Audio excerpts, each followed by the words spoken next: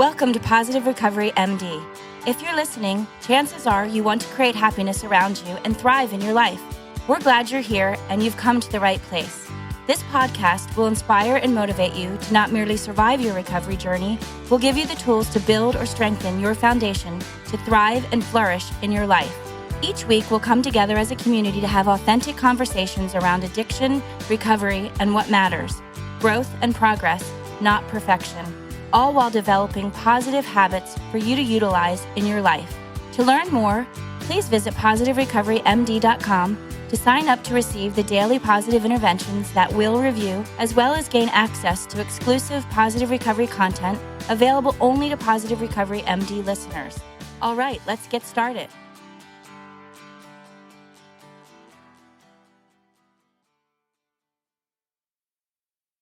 Hello, boys and girls, ladies and gentlemen. Welcome to another installment of Positive Recovery MD's podcast with Dr. Jason Powers and Julie DeNova. Hey there. Today we have a great guest, Shayne Anderson, who is an interventionist and recovery coach. I know very little about you, Shayne, so I kind of want to jump right in, but I will say that we do this kind of questionnaire where we ask 3 interesting facts about people. And although he doesn't look older than 40, he got married at 52, graduated college at 53, and he had his first child at 54. That tells you anything. You guys listening to this podcast, this guy looks marvelous. He has great genes. Usually people in recovery look at least 10 years older than they are. And I understand that I won't be outing him, that he has a recovery story. So Shayne, why don't you tell us a little bit about yourself? What was it like? What happened? What's it like now? And how you got into being a coach and an interventionist.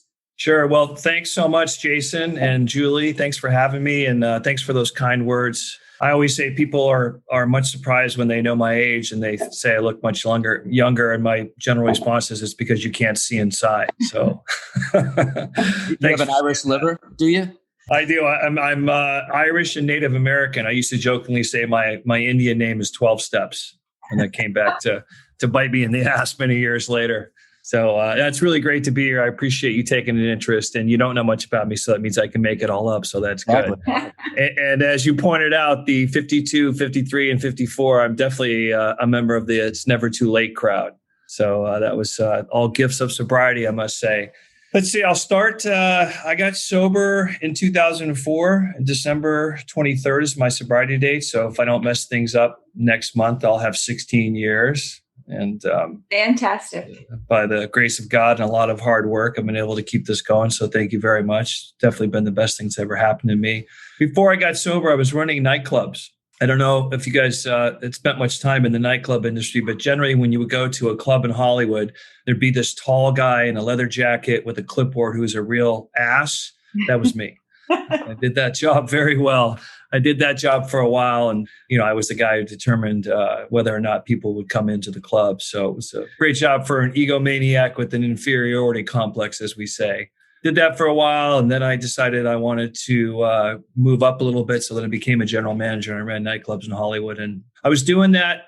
And, it was working for me for a while until it wasn't. And generally the way the night would go is I would hold everything together. I would drink a little bit, party a little bit, but I had to count money at the end of the night. I didn't want people to see me, messed up and have to hold it together. And then there would be some after party at some mansion somewhere. And you drink someone's alcohol and hang out. And then the real party was me by myself, alone at home, partying by myself, with the Venetian blind creases in my forehead, trying to look out and wonder where the tree people were and how did they hide the cam and the teddy bear? Why do I still have a teddy bear?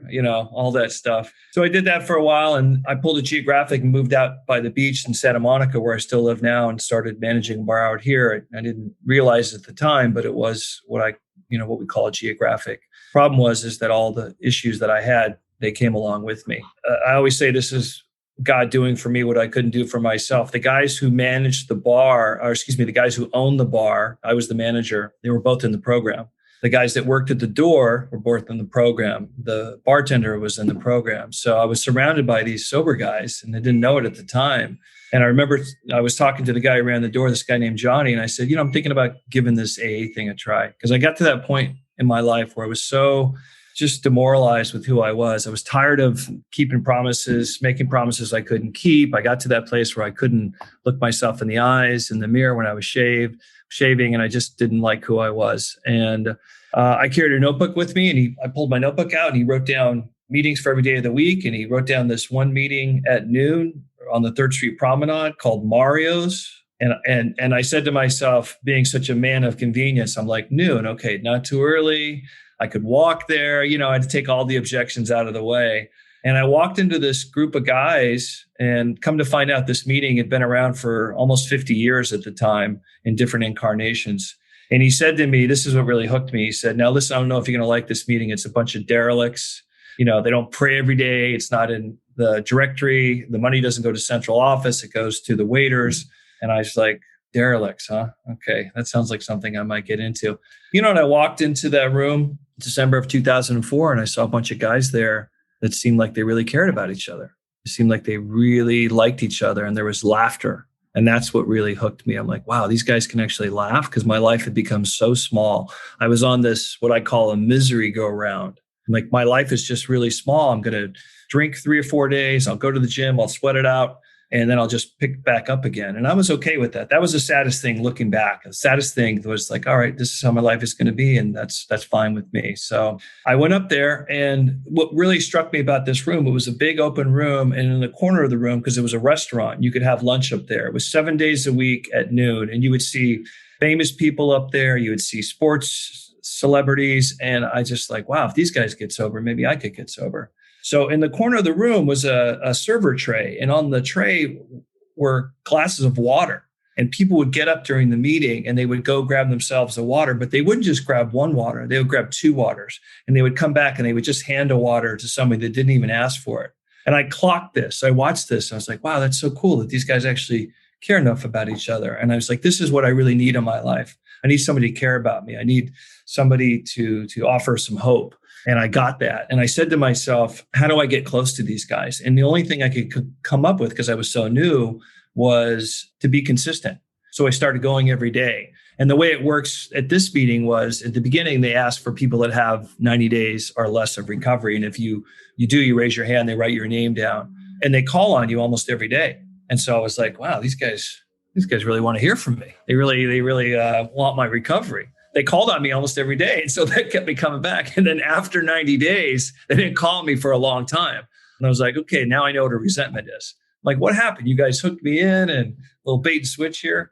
And I didn't realize how important the newcomers are to the meeting, right? Well, now you know how it feels to be on the other end of your nightclub, doorman days. Right. Pick me. I want to go. Yeah, exactly. Karma coming back to get me.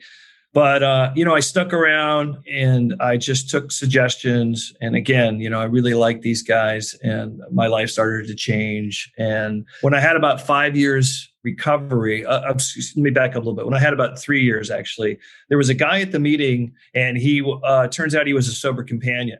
And I really liked this guy. Really cool vibe, always had really positive things to talk about in his share. And I pulled him aside one day after one of the meetings, and I said, hey, I understand you're a sober companion. I think this might be something I would be really good at. How do you get started? And he asked me how much time I had sober. At the time, I had about 3 years. And he said, well, most people in a position to hire you would want you to be sober for at least 5 years. So I'm like, okay, I didn't really think too much about it.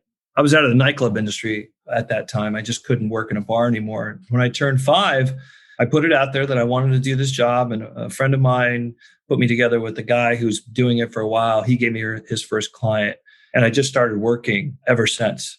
And I started working as a companion for about 9-10 years. I would travel with people, and, it was a great job. I was single at the time. The money was pretty good. I was helping people out. I was being of service, and one thing that was important for me to realize is that, and I learned this early on, I tell guys that want to do this job, and girls too, that it's not AA.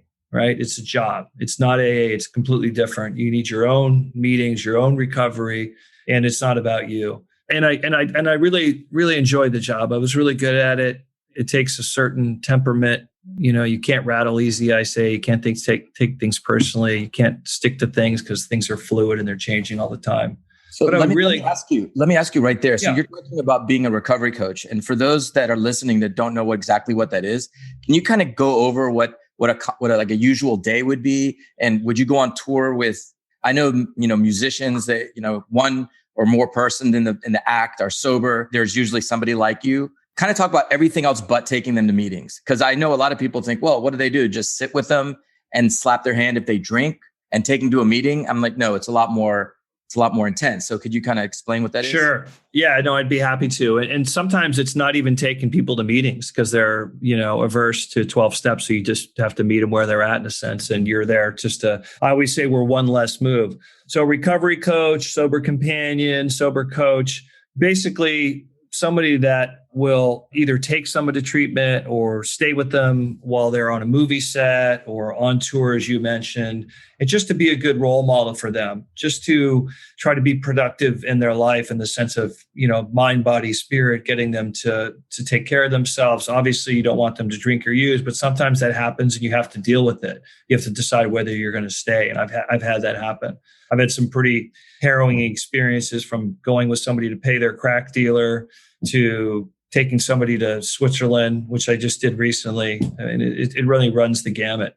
And Switzerland for treatment? Yeah, took somebody to Switzerland just recently, and then came back, and then took somebody again, which I did. So, I mean, the job is great, but it's a lot of sacrifice. You give up your life. It's not about you. You leave a lot of things behind. Your day-to-day just goes way to the wayside because you're there for the client. So for some people, it's really helpful, especially when they get out of treatment. They want an extra layer of support. So they'll have somebody come stay with them for a specified amount of time. Could be a few weeks, could be a month. I've had clients for a year. So it really just depends. Wow. And when you do that, is that like 24/7 or are there several of you that are doing it? What does that look like? It's a good question. Most of the time it is 24/7. And sometimes, I'm back east doing it or somewhere up north. It just depends. And sometimes they just need you for like a half day. I just got a call yesterday, in fact, somebody that is in treatment right now, but wants to go home and have dinner with his family a couple days a week, and then also wants to go up north to his job site and then come back. And that was the agreement with the treatment center that this person's in, that they take a companion with them. So I will do that occasionally. It just depends on the job. I try to be a little more selective now because I have a family and I have to always say, well, this is going to take me away for X amount of time. And I think that's really the main reason why I wanted to transition to becoming an interventionist. So what is that like? What model do you use? Do you use several? Like, what's your approach? Is it Johnson method? Is it a RISE model? Is kind of a combo? Yeah, I've done all of the above, really. It just depends on the situation. My preferred method is the invitational. I like to do the invitational because, it preps them a little bit. There's some buy-in. They know it's not the Johnson or the surprise model. Sometimes that's absolutely the way to go. It's a case-by-case decision. It just depends on what's at play. But I was trained by a man named Ed Storty in the Storty model. And Ed is just all about preserving the dignity of the individual. And, his whole philosophy is this is presented as a gift as opposed to a consequence. So it's all about love. What comes from the heart goes to the heart. And it can be really powerful and effective because there's power in the group. And it's really about, it's just one of the things he says that's so powerful is he says, think about this. He tells the family and the friends to think of this process as a living eulogy. What would you say if you weren't able to say to these people down the road? What would you say to them in the moment to really honor them? And not about blaming or shaming or pointing fingers, but hey, we have a family problem. We need to have a family solution. And what can we do? And there is no failure. It's just the failure to act. There's only different results. So it really depends on the situation and on the case. But it's a pretty involved process from the beginning to the end, right? So there's the inquiry, there's the assessment, then there's all the interviews, the due diligence. Usually spend about 50 hours on each case. Then there's the actual pre-intervention, then there's the intervention itself, and then there's the follow-up afterwards, where I try to stay engaged for about 60 days, helping out with aftercare. And when you stay engaged for 60 days afterwards, is that with the client or is that with the client's family members or both? It can be both, but it's typically with the family. just to helping them navigate the waters. For instance, if a client decides they want to leave early for whatever reason, then there's a clinical intervention that has to take place. So I'm working with the treatment center and the family to hold boundaries, helping coming up with the continuum of care, where they're going to go. Are they going to do IOP? Are they going to do sober living? Is SoberLink going to be attached? What's the amount of time, what that's going to look at? Just make myself available, because a lot of times they're not sure once the person leaves, what's the next step. Feel free to not answer this, or if you do, I'll change some facts. But what's been the most moving intervention you've been part of? If you could change a couple details and still be true to it. As an interventionist myself, I have 10 I could kind of combine if somebody asked me that. But if you would give our listeners the sense of kind of how powerful it is. Because on one hand, you have to be crazy to be an interventionist. You go into a crisis, like a fireman into a burning building. But like saving somebody from that building, the change that happens in the family system and in the person it's beyond words. It's so rewarding, but it's hard. There's adrenaline, there's fear, there's love. Do you feel comfortable kind of sharing something? No, I would love to, because I have two things that jump to mind that were very powerful, and they're not too far apart. So I'd be happy to share those. It can be incredibly rewarding, but like you said, I never get the call that says this is going to be easy. It always starts out with, and people, look, if the person wasn't going to be resistance or there wasn't any fear, they wouldn't be calling us in the first place, right? So nobody calls up and says, hey, could you come take my person to treatment? It's we have a problem here. 2 years ago, I got a call to go from LA to South Korea to pick up a gentleman who had a problem with schizophrenia and had stopped taking his medication and was in jail. What happened was he left Boston with nothing but the clothes on his back, his ATM card. He went over there. He was in his 20s. He spent the money he had. He got hungry. He broke into a store to get some food. He got arrested. They let him go. They fined him. He did it again. Second time, they said, we're not playing now. We're going to put you in jail for 5 years.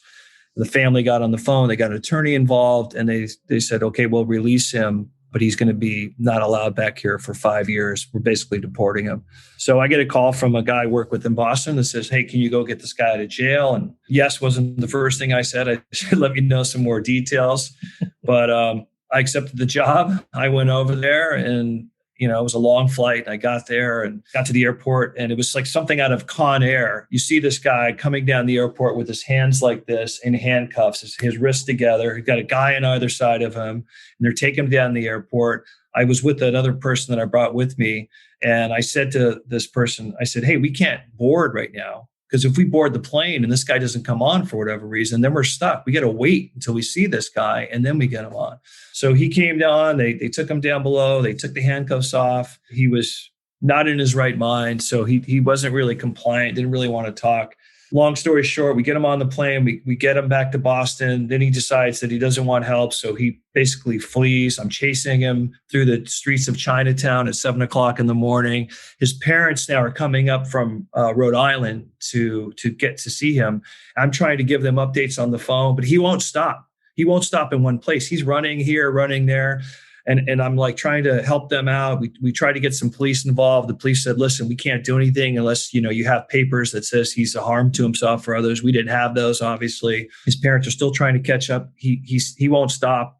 I want to just grab the guy basically and hold him, but I can't do that either. So what happens, we caught a break. He went into a substation to get something from a CVS, an energy drink, and his parents are still trying to catch up. And I look over behind the counter and I see a police officer there. And I walk up to the police officer while he's in the CVS. And I said, excuse me, sir, could you help me? He said, what's going on? I said, this gentleman over here is off his medication. His parents are trying to catch up. I was wondering if you could help out. He said, well, do you have any paperwork that says, I said, no, we don't have this. I can't detain him. I said, I understand. Could you just talk to him for 5 or 10 minutes to give his parents enough time to catch up? He goes, I could do that. I said, thank you. So they went over there. The officer went over there, he talked to him. 10 minutes later, the parents came in, parents saw him, they hugged, and he calmed down, and we got him to the hospital. Once we got him to the hospital, we still had to, get him 5150, essentially, where they hold you.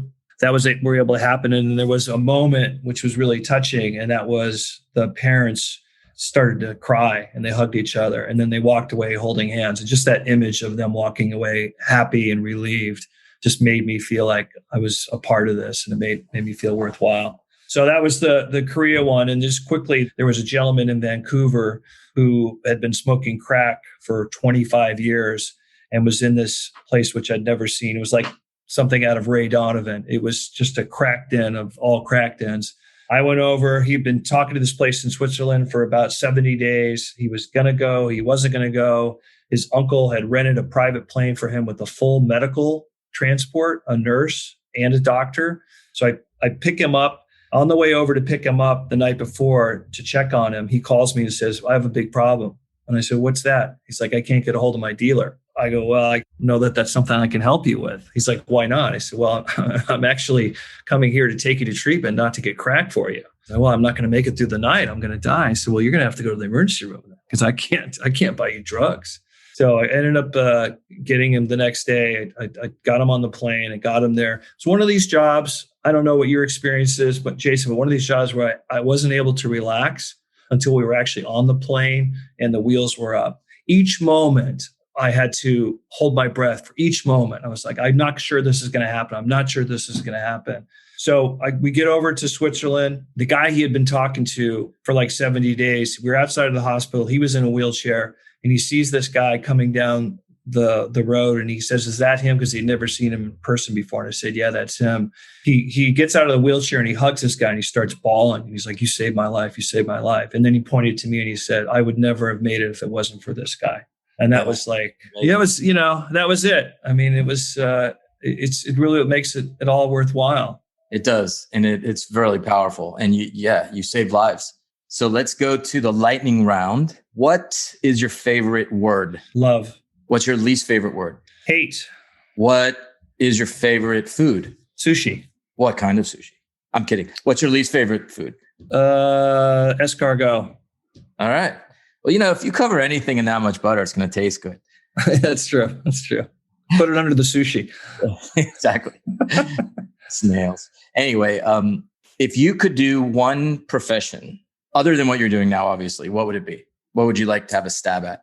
I would like to work in advertising, be a copywriter. I always thought that's something I'd be really good at. I'm quick on my feet and can come up with things pretty fast, which I think really makes me good at my job. Yeah, that's cool. I could see that. What's one profession that you would loathe doing? Politician. Okay. What? Timely.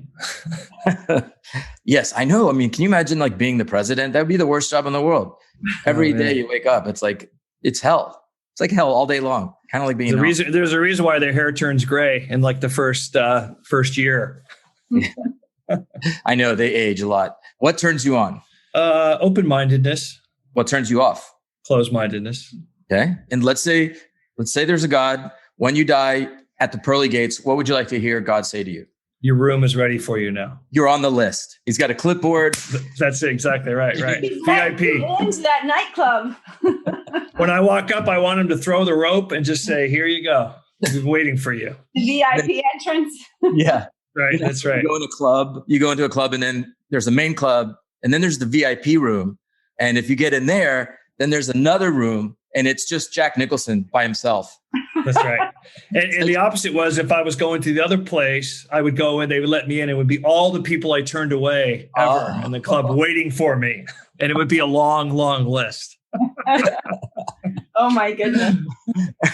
Oh, Shayne. Well, I know that one of your most favorite quotes is when in doubt, be kind. And your kindness definitely shows through just even in your stories that you shared with us today. And at Positive Recovery Centers, we do a lot out of the Positive Recovery Daily Guide. And I know that you had a chance to participate in one of our positive daily interventions or our positive interventions. And we're going to go ahead and read that now. Then I'd love to hear a little bit about your experience and what you thought about doing that positive intervention. So it opens with a quote by Oprah Winfrey. What you focus on expands. And when you focus on the goodness in your life, you create more of it. Opportunities, relationships, even money flowed my way when I learned to be grateful no matter what happened in my life. Many successful people, including Oprah, claim gratitude preceded success. Good things came their way after they changed their perspective from unfilled, wanting to satisfied thankfulness. Too often, people keep their noses down and lose sight of what they have to be thankful for. In this blindness, they might actually prevent the flow of good things coming toward them. The more we see and cherish, the more we get to cherish. It's just that simple. So for the positive intervention, we were looking for verbal ways to express gratitude that we find in each day. Unexpressed gratitude is ingratitude. There's no journaling that was about this intervention. Just use words. Speak the words aloud to whoever is present when you notice something to be grateful for in the course of your day. Notice as many positive actions and contributions of others as you can. You might pleasantly be surprised to feel the improvement within your relationships at home, work, or play when you make an effort to verbally appreciate the efforts of those around you. At first, this might seem a little excessive, but soon it can become a contagious habit. So maintaining your focus on what to be grateful for will also train your mind to look for the good as happiness becomes a habit. So I suspect this was an easy one for you, Shayne. I don't know why, but I just feel like it was. So what was your experience? This was right up my alley. I felt like it was written for me. I just love this idea that whatever I put my attention on the most expands. So whatever I think about becomes my dominant thought. So if I'm someone that complains, that's going to come back to me like a boomerang. But if I focus on what's really good and what's really working, then I get more of that in my life. So I've always believed that, and it's always been true. I do this abundance challenge, which I've just started again for, I think, the 4th or 5th time, where it's really focusing on gratitude. And I have to tell you, if you really want to have a horrible day, nothing like gratitude will mess that up. Anything more, So I do firmly believe that. I'm just grateful for the opportunities to do the work that I have. I have a relationship because of my recovery. I met my wife at a meeting, boy meets girl on AA campus. I got my employment, make my living from helping people. So I'm grateful for that. So it's important for me to acknowledge it each day. I do gratitude lists with a bunch of guys. We write down 10 things we're grateful for. I've been doing that for, I think, almost the whole time I've been sober, which is 16 years coming up on that. And that's great because throughout the day, I'll get a list and I could read what people write and they read what I write. And it's just a constant reminder. My friend says this best. He says, if I'm not grateful for what I have, I should be grateful for what I've been spared. And I really, really, really like that. So I invite more of it into my life. It's awesome. Dr. Powers, did you take a stab at this positive intervention within your home, work, or play? Yeah, so I did. And I'll start with saying that I'm on quarantine. I've got 3 kids, 2 of whom were positive with symptoms. Oh, wow. And the last thing I wanted was to be the guy that brought it into the treatment center and then closed it down and made everybody ill and killed somebody. So that's the last thing I wanted too, just so everybody knows. Yeah, and that's not good for business, by the way, just so you should know. So it stinks, right? Like not being able to go anywhere. Cause like I'm honest, when I filled out questionnaire, so I couldn't go to the gym. I couldn't really do anything. And about 10 days in, so today's the last day. So 10 days in, it was Wednesday. Actually, I just started crying and it dawned on me. I'm like, I'm an introvert and I thought I liked being alone, but it's not good. So then yesterday I did this intervention at home. I wish I could do it at work or anywhere else, believe me. But, I was grateful that my daughter made a run to the grocery store and she asked me what I wanted, unsolicited. It was awesome. I'm grateful for my wife for 1.5 million things. I'm very lucky in that department. I wish I had 3 kids who said, I love you, but I have 1, which is fine. One's better than none. They all come out with their own personalities, as you'll find if you have more. And so just grateful for that and the little things. And it helped. And I'm not crying today. So yeah. There you go. Yeah. Awesome. Thanks for being vulnerable and sharing that with us, Dr. Powers. For our listeners, just practicing this and coming up with a gratitude list, like Shayne was saying, each day, and then sharing it with someone else. That's a great way of spreading it, right? Just because you're keeping your own list, if you share it with someone else, it gives them ideas about more things to be grateful for too. And it just kind of expands naturally. So I think I love this positive intervention. And Shayne, I think it was made just for you. So thank you so much for being on our podcast today. If someone wanted to reach out to you because they needed to talk to you about, hey, would this be a situation where we could do an intervention, or I might need a sober companion, how would they get to you? So the best way to reach me is I work, my teammate is Dr. Louise Stanger, and her website is allaboutinterventions.com. So you can reach me there and you can reach her. She's great. She's a social worker. She's also an author and she's been doing interventions for a long time. And I work quite a bit with her. So that's the best way to reach me. Or you could just, reach me by my email, which is Shayne, SHAYNE, Dean Anderson @gmail, Shayne Dean Anderson @gmail. I'll get back to you then. Awesome. And one more time on that website for Stanger. Allaboutinterventions.com. Fantastic. Well, thanks, Shayne. I'm so glad to have met you today. Oh, thank you so much. It's great to be here. And I'm really grateful for the both of you, and keep up the good work. Thanks to our guest, Shayne Anderson. Thank you, Julie. And thank you guys, all your listeners, for joining us. We really appreciate it. Thank you for listening to this episode of Positive Recovery MD. Don't forget to visit positiverecoverymd.com to sign up to get your daily positive intervention sent straight to your inbox. Be sure to subscribe to Positive Recovery MD on Apple Podcasts or wherever you listen to your podcasts to receive an automatic download when a new episode drops. And as always, if you or someone you know needs help, visit positiverecovery.com or call 877-4-SOBRIETY, which is 877-476-2743. We are here to help.